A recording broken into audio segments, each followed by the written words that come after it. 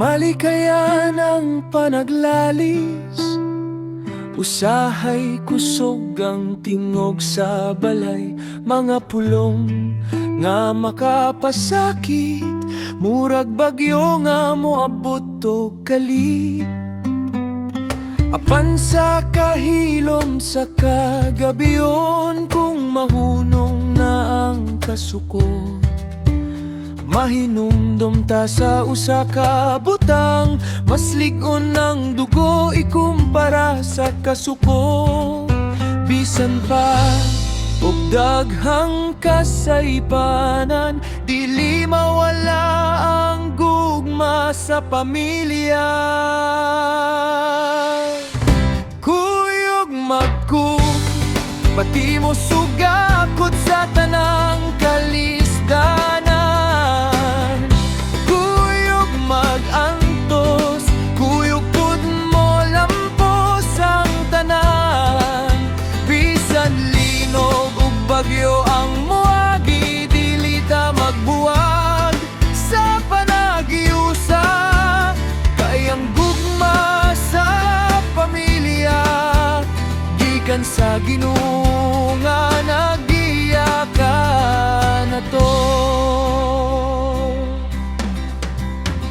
Naay mga adlaw nga bugat ang dughan, murag walay magkasinabot. Apan kung magtinabangay ang kagubot, kalit mahapsay. Dili perpekto ang matag usa, apan andam mo tabang ugmot pasaylo. Kaysa kasing-kasing nato, naglatay ang bulawan nga dugo. Bisan pa og daghang pagsulay ang Ginoo, maoy mo agak na to. Kuyog magkum, pati mo sugakot sa tanang kalisdanan.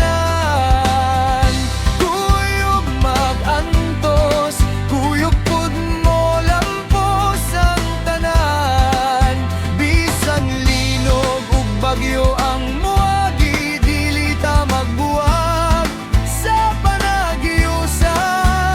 Kay ang gugma sa pamilya, gikan sa Ginoo nga naggiya ka nato. Kung mapagyas ang usa, tanan mo tabang. Kung mahulog ang usa, tanan mo punit. Kay ang kusog sa pamilya, dili mabungkag sa kalibutan. Kuyog magkug, pati mo sugakot sa tanang pagsulay.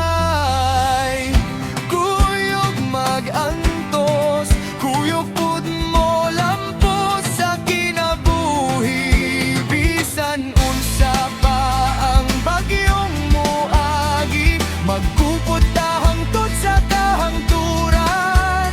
Kay ang gugma sa pamilya, panalangin sa Ginoo nga walay kapuli. Sa kalibutan nga puno sa kasamok, ang pamilya mao gihapon ang atong kusog.